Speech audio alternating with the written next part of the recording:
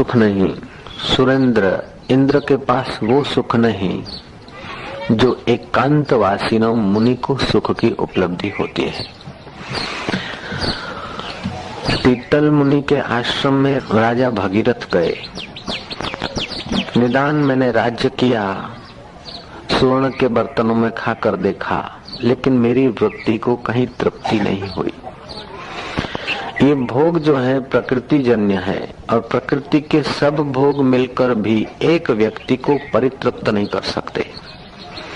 भूख लगी है पेट में और हलवा बांधे पीठ पे तो भूख नहीं मिटेगी। ऐसे ही हमारा स्वरूप आत्मा परमात्मा का अंश है। ममैवांशो जीवलोके जीवभूत सनातन। तो हम सनातन सत्य स्वरूप रस स्वरूप परमात्मा का ही हमारा आत्मा जब तक शाश्वत स्वरूप का अनुभव नहीं करेगा तब तक चक्रवर्ती राज्य, सुरेंद्र राज्य या और कोई मिल जाए पद पदार्थ, उन पदार्थों से पूर्ण तृप्ति का अनुभव नहीं होता। हे मुनीश्वर, मैं राज्य सुख भोग कर आया लेकिन सुख नहीं है, अब मुझ पर कृपा करो। तब तीतल ऋषि कहते हैं भगीरथ, उस भगीरथ की कथा है जिसके नाम से भागीरथी गंगा चली। मुनीश्वर कहते हैं कि जब तुम्हें प्रतीति होने लगी हम अपने वृत्तियों को आप न पहचाने तो हजारों कसम खाने से भी हमारी वृत्तियां बदलती नहीं। वृत्तियां बदलती हुई दिखती है लेकिन बदली हुई वृत्तियां भी प्रवृत्ति उसी प्रकार की करती है। हम अपने को नहीं जानते तो कुछ होकर दिखाने का प्रयास करती है। हम वास्तव में क्या है उसका हम लोगों को पता नहीं, उसलिए हमारी वृत्ति कुछ बनकर दिखाने का प्रयास करती है। धनवान बनकर, पुत्रवान बनकर, सत्तावान बनकर, बाप जी बनकर, बेटा जी बनकर, सेठ जी बनकर, कुछ बनकर हमारी वृत्तियां दिखाने की कोशिश करती। और ये बनकर दिखाना जो बनता है वो बिगड़ता है। जो बनकर दिखाया जाता है वो सार नहीं, जो वास्तविक में उसको यदि पहचान लिया जाए तो फिर बना हुआ और वास्तविक है, ये पता चल जाता है। वो मुक्त आत्मा कहा जाता है। तीतल मुनि कहते हैं कि राजन, तू आज तक जो बना है उस बने हुए को भीतर से बिखरा के मेरे पास आ जा, और भीतर से नहीं बिखरे तो बाहर से बिखेर के आ जा। भगीरथ राज्य पाठ देकर वजीरों को, अधिकारियों को खाली हाथ होकर आ जा और शत्रुओं के घर भिक्षा मांग ले। प्यास थी, तड़प थी, भगीरथ ने ऐसा किया। कथा कहती है कि 7 दिन के अंदर राजपाट की व्यवस्था करके शत्रुओं के द्वार पर भिक्षा मांगकर उस महारथी ने तीतल ऋषि के आश्रम में प्रवेश किया। तीतल ऋषि बोलते हैं, बोल राजन, अब तेरे को क्या चाहिए?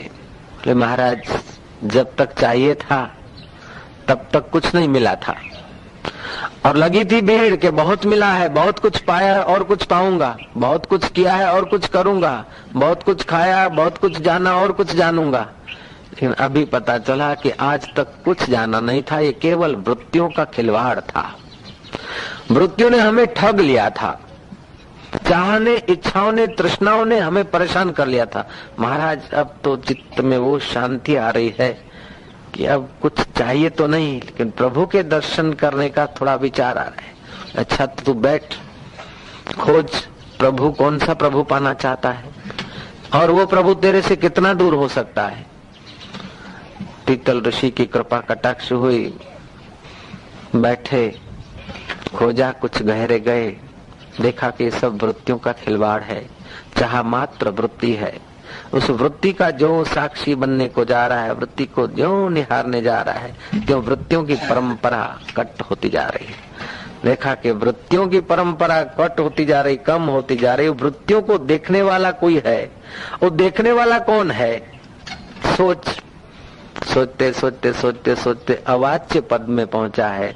अवाच्य पद में पहुंचा है तब चेहरे पर ब्रह्म विद्या का तेज चमकने लगा है, आत्म शांति की झलकें आने लगी है।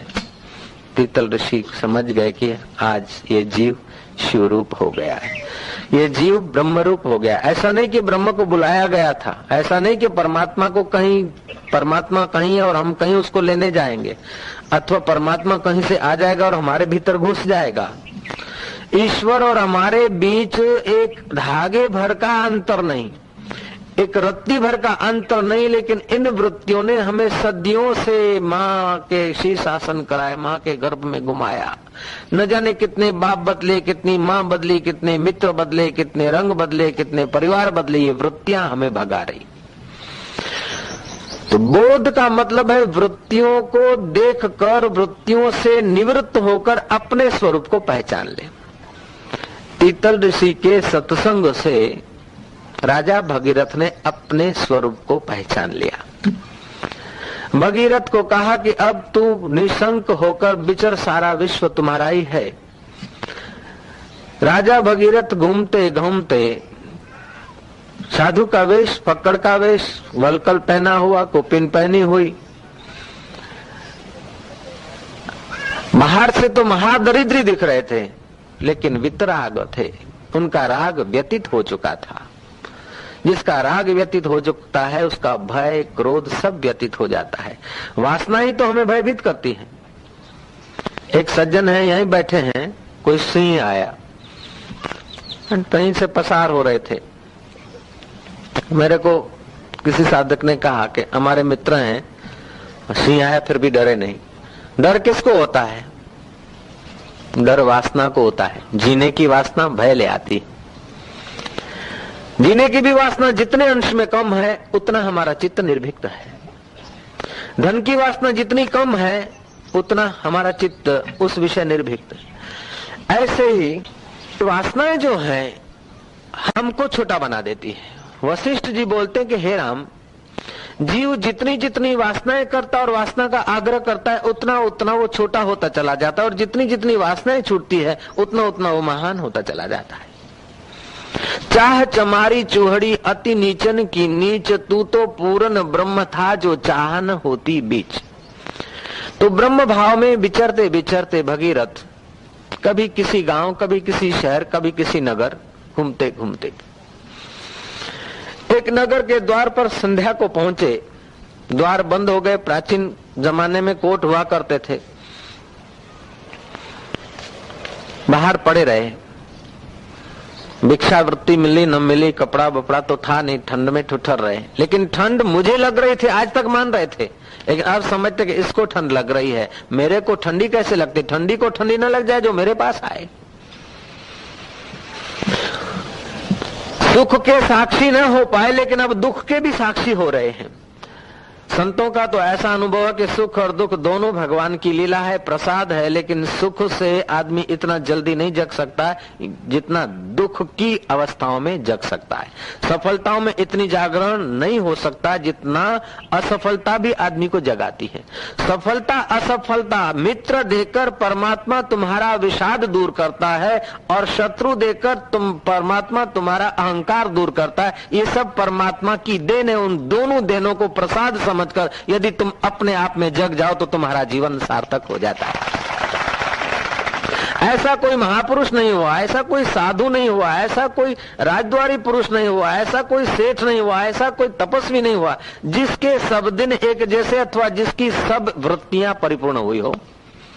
वृत्तियां समझते ना, संकल्प, सब वृत्तियां परिपूर्ण।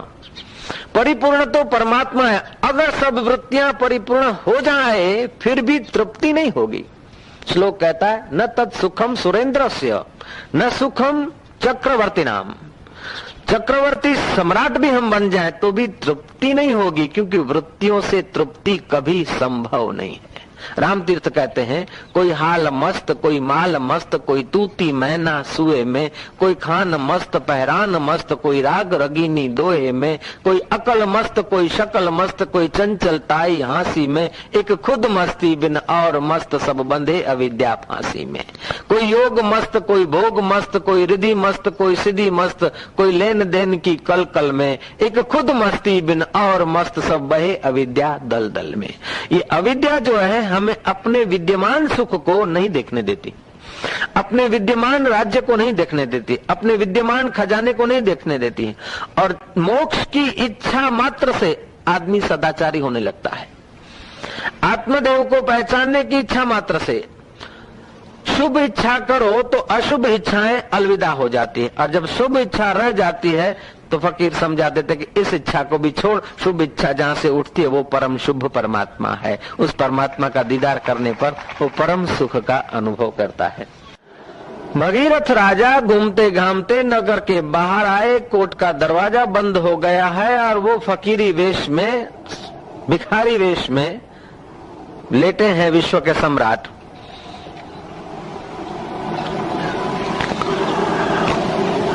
कुछ ऐसी लीला हुई कि नगर का राजा चल बसा, और उस राज्य का नियम था कि हथिनी को सजाया जाता था और हथिनी जिस पर कलश ढोल दे वो राजा बन जाता था। रात को तो सोए हैं दरवाजे के बाहर भूखे प्यासे, लेकिन प्रारब्ध क्या कर रहे हैं? हथिनी को सजाया, हथिनी जो द्वार से बाहर आई तो पहले पहले इस पुरुष को देखा और उसके ऊपर मटका ढोल दिया। अभी तक तो उनको खाने का नहीं था, ओढ़ने का नहीं था, लेकिन हथिनी ने एक कलश पानी ढोल दिया, वो सम्राट बन गए। हथिनी एक कलश पानी डोल दे तो आदमी सम्राट बन जाता है। ऐसे सतपुरुष अपना परमात्मा तत्व का कलश ढोल दे तो जीव शिव रूप में प्रकट हो जाए तो क्या आश्चर्य है। वहां का राज्य किया और उस राज्य की सुवास गई। अपना राज्य जो छोड़कर आए थे उस राज्य तक हवा फैली और वे लोग आए कि महाराज पधारो। आजी जी की प्रार्थना की, भगीरथ ने दोनों राज्य संभाले। पहले एक राज्य भी बोझा था, लेकिन तत्व ज्ञान हो गया तो दोनों राज्य उनके लिए खिलवाड़ हो गया। वासना निवृत्ति के बाद जो प्रवृत्ति होती है उस प्रवृत्ति में अपना तो कल्याण अकल्याण होता ही नहीं, लेकिन लोगों का बड़ा कल्याण होता है। लोग तो बहुत सुखी थे, प्रसन्न थे। एक दिन विचार आया कि सगर राजा के पुत्र श्राप से चले गए थे तो गंगा जी को लाने का, सब छोड़ के फिर चले गए। जिसको भीतर का सच्चा सुख मिल जाता है उनको बाहर के रमकड़े रखना और छोड़ना उनके लिए खेल हो जाता है। बच्चा छोटा है तो खिलौने छीन लो तो रोएगा, जब बड़ा हो गए, वो बच्चा बड़ा हो गया तो खिलौने को छू भी लिया हमने, खिलौना उठा भी लिया तो भी आसक्ति नहीं, और फेंक भी दिया तो कोई फेंकने का अहम नहीं हम में। ऐसे ही हमारी वृत्ति, छोटी छोटी वृत्तियों से हम बचकर हमारी वृत्ति यदि ब्रह्माकार हो जाए, एक बार उस ब्रह्म परमात्मा का साक्षात्कार कर ले तो हम तो समझते कि मरने के बाद ही छोड़ना है, तो जीते जी छोड़ो, चलो जाओ जंगल में। जंगल में चले गए। जंगल में जाना जरूरी नहीं और न जाना भी जरूरी नहीं, उनके लिए ये करना जरूरी है, ये न करना जरूरी नहीं। जरूरी जो था अविद्या को दूर करके अपने वास्तविक तृप्त स्वरूप को जान लिया, ये जरूरी था। बाकी उनके लिए और कोई जरूरी नहीं रह जाता है। अपन को लगता है कि आटलू तो दुनिया में આપણે કરવું જ જોઈએ, મારો છોકરો છે છોકરા માટે આટલું કરવું જોઈએ, ફલાણા માટે આટલું કરવું જોઈએ। આખા ભગત કહેતે આખો કહે અંધારો કૂવો, ઝઘડો મટાડી કોઈ ના મુવો। આ જગતનો ઝઘડો મટાડીને કોઈ નિરાતે ગયો હોય देखातो नहीं। खून पसीना बाता जा, तान के चादर सोता जा, ये किस्ती तो हिलती जाएगी, तू हसता जा या रोता जा। जगत એટલે એમ થઈ જવાનું, આપણાથી બને એટલું બરાબર છોકરા છયા બીજા ત્રીજા માટે વ્યવસ્થિત કરવાનું। આનું નામ જગત છે, આનું નામ દુનિયા છે, इसी का नाम संसार है। तो संसार के रहस्य को जो जान लेते हैं वो फिर राज्य में चिपकते भी नहीं है और राज्य से घृणा भी नहीं करते। उनकी सहज स्फूर्ति, सहज मस्ती ईश्वरी संकेत जैसा होता है चल दिए जाकर फिर एकाग्र किया अपनी वृत्ति को और भगवान शिव जी को प्रसन्न किया। और शिव जी ने गंगा को मस्तक पर डालने का स्वीकार किया और गंगा जी लाए, इसलिए गंगा जी का नाम पड़ा भागीरथी गंगा। और अपने कहते हैं कि भगीरथ प्रयत्न करो, अर्थात दृढ़ निश्चय। दृढ़ निश्चय में रुकावट क्या आती है कि वासना। अगर हमारे पास वासनाओं की कमी है तो हमारा निश्चय दृढ़ है, और वासनाएं अधिक है तो हम चाहते हुए भी दृढ़ निश्चय नहीं कर पाते। तो परसों मैंने बताया था कि वासना का जो हमारा केंद्र है, वासना की जगह पर परितृप्ति का यदि उसका रूपांतर हो जाए तो परितृप्ति अनुभव होती है। और भीतर से जब तक परितृप्ति का अनुभव नहीं होता, बाहर से कितने ही हम परितृप्त होने का साधन जुटा लें, फिर भी देखते हैं कि बस कुछ न कुछ दिखता है, जीवन पूरा खो देते हैं, जीवन पूरा खर्च होता है, लेकिन तृप्ति का स्वाद नहीं आता। श्लोक यहाँ कहता है, न तत्सुखम सुरेंद्रस्य न सुखम चक्रवर्ती नाम यद सुखम वितरागस्य मुने एकांतवासिनः। एक में ही हमारी वृत्ति का अंत हो जाए, एक में ही हमारी वृत्तियों का रूपांतर हो जाए, एक ही तत्व में हमारी वृत्ति निश्चित हो जाए, तो वो जो सुख मिलता है, एकांतवास जो मुनि को सुख मिलता है, वो इंद्र को बेचारे को नहीं। तुलसीदास जी कहते हैं, तीन टूक कौपीन की भाजी बिना लूण, तुलसी हृदय रघुबीर बसे तो इंद्र बापड़ो कून। पीत्वा ब्रह्म रस योगिनो भूत्वा उन्मतः, इंद्रोमपि रंकवत भाषित अन्य से का वार्ता। ऐसा सुख सबके पास मौजूद है, लेकिन ये हमारी भिन्न भिन्न प्रकार की धारणाएं, भिन्न भिन्न प्रकार की वृत्तियां, भिन्न भिन्न प्रकार की वासनाएं जो है, वो हमको घसीट के हमारा जीवन पूरा खत्म कर देती है।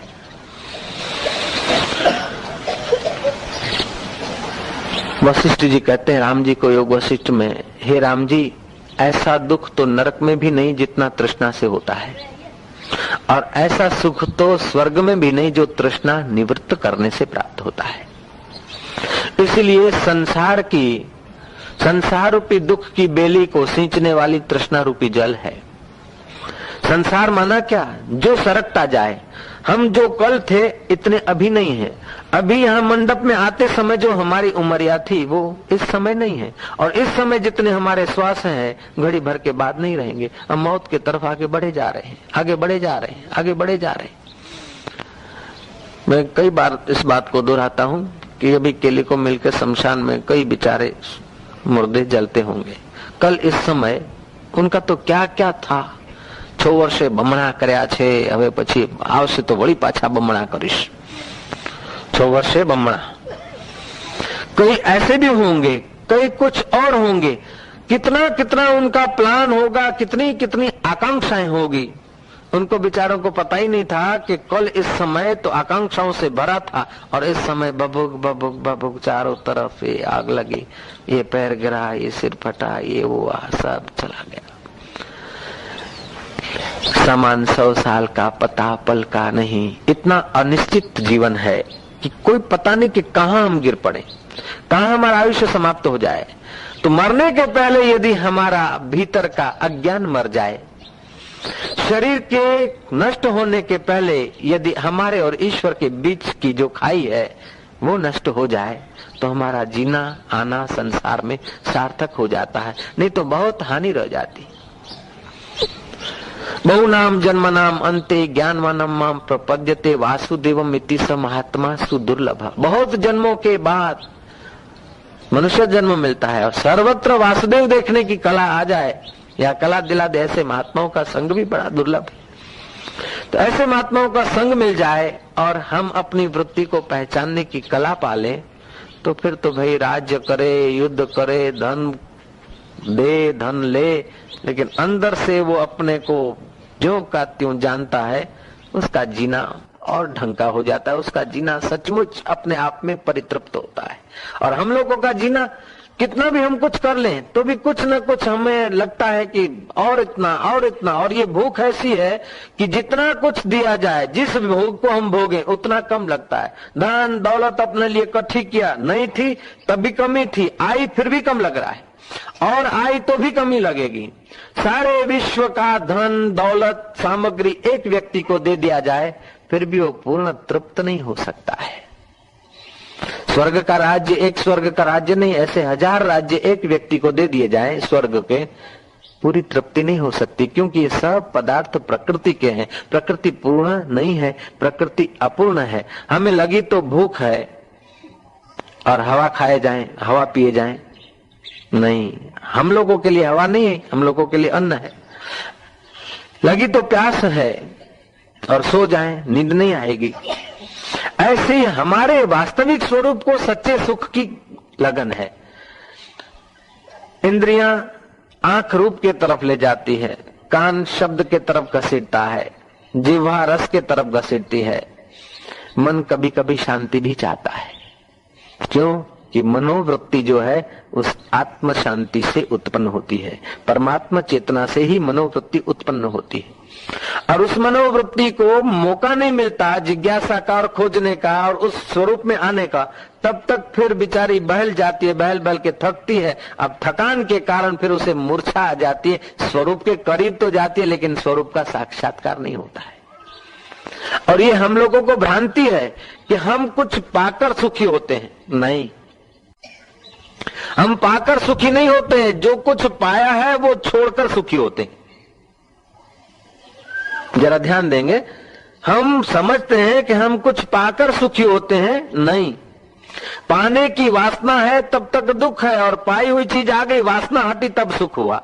एक बात।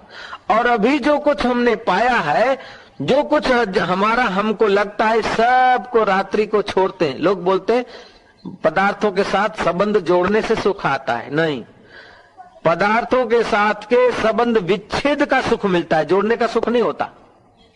पदार्थों का चिंतन होता है, पदार्थ आ गए, संबंध विच्छेद हो गया, चिंतन विच्छेद हो गया, उसलिए सुख हुआ। दूसरा, रात्रि को हम सोते हैं तो प्रिय से प्रिय मित्र, प्रिय से प्रिय पदार्थ, इन सब का संबंध छोड़ते तब नींद आती। कोई वस्तु को, कोई पदार्थ को, कोई व्यक्ति को, कोई अवस्था को तुम जब तक पकड़े हुए हो तो नींद भी नहीं आती।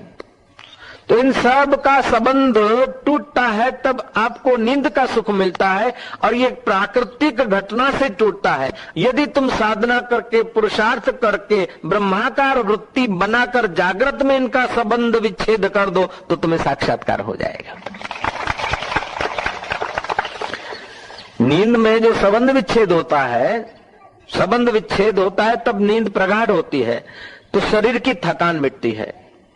ऐसे ही जागृत में संबंध विच्छेद हो जाए तो जन्म जन्मांतर की थकान मिट सकती है। भोगान भुक्तम, भर्तृ महाराज गोरखनाथ के चरणों में गए कि महाराज नाथ अब कृपा करो। भोगा न भुक्तम वयमेव भुक्ता, कालो न याति वयमेव याता, तृष्णा न जीर्णा वयमेव जीर्णा, तपो न तप्तम वयमेव तप्ता। भोगों को हमने नहीं भोगा, भोगों ने हमको भोग लिया। समय नहीं गया, हम ही बूढ़े हो गए। अब महाराज कोई कृपा करो कि घर में घर दिखला दो।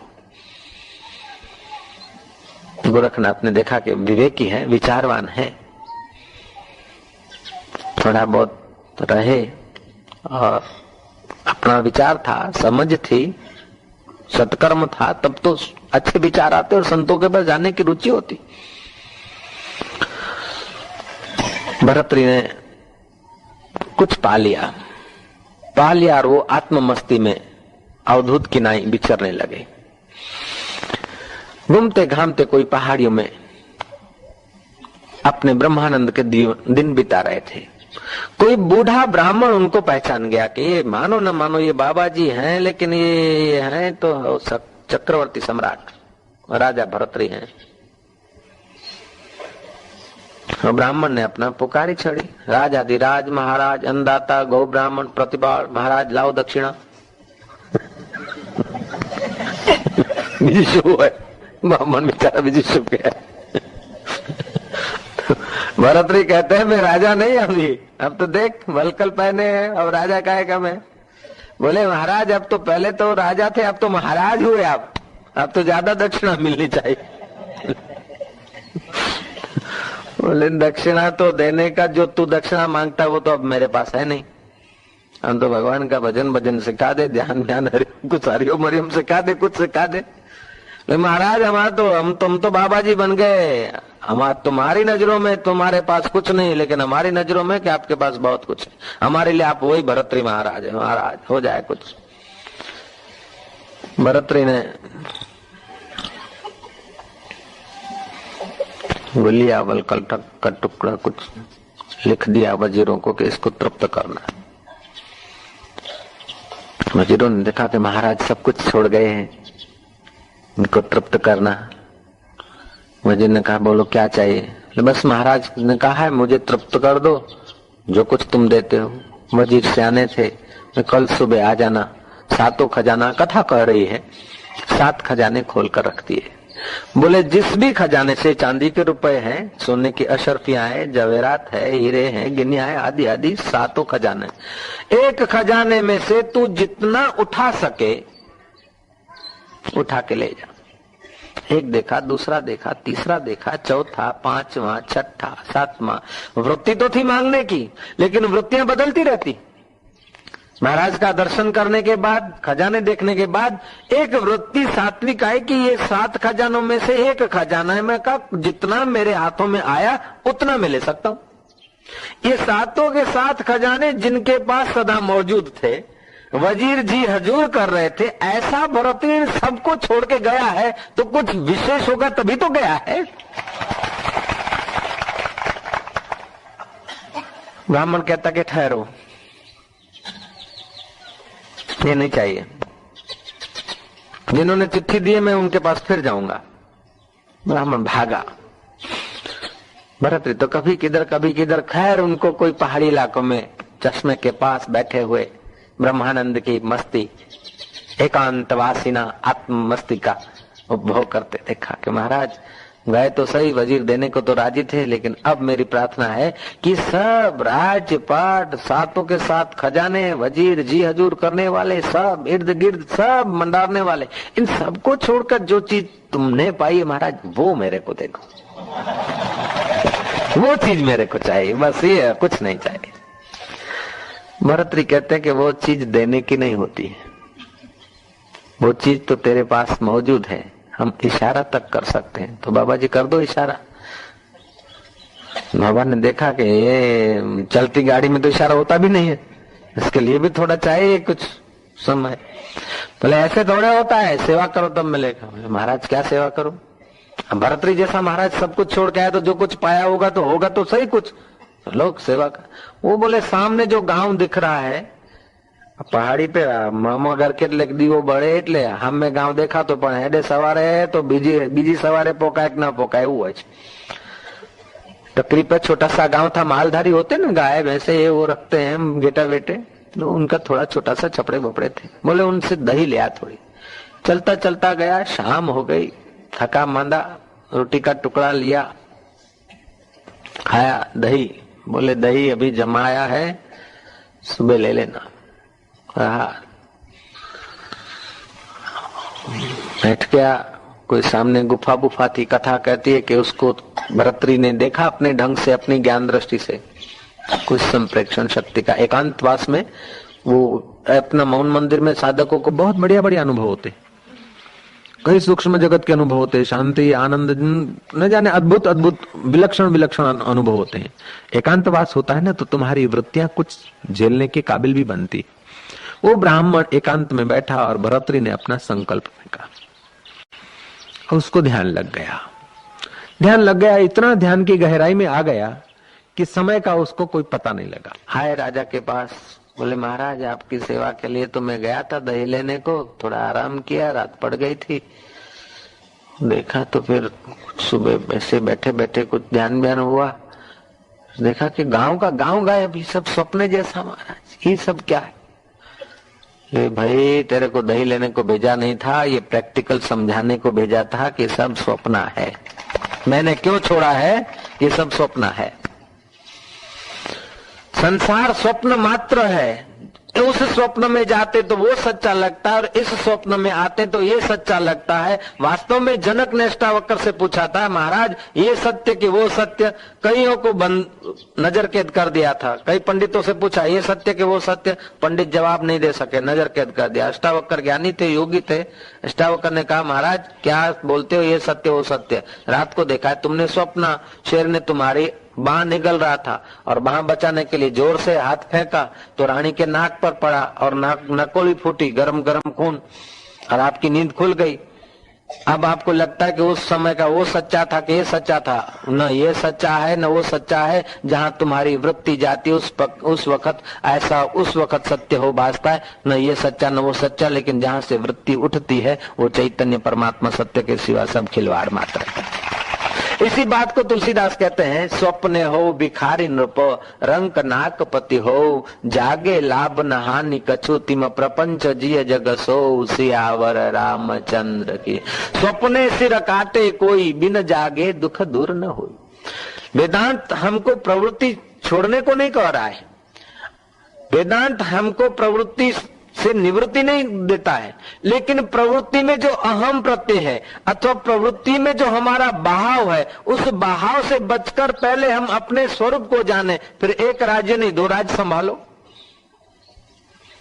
भागीरथी गंगा लाओ, तुम्हारे में इतना बल है, सामर्थ्य है, योग्यता है, लेकिन ये जो वृत्तियां हैं, ये वृत्तियां तुम्हारी साधारण व्यक्ति की अपेक्षा तो तुम्हारी अच्छी वृत्तियां हैं, लेकिन इन वृत्तियों से भी परे जो तुम हो, उस अपने असली खजाने को एक बार जान लो तो तुम तो धन्य हो जाओगे, तुम्हारे 21 कुल भी धन्य हो जाएंगे, तुम्हारी जिस पर मीठी नजर पड़ेगी ना उसका भी कल्याण हो जाएगा, ऐसा तुम्हारे पास मौजूद है।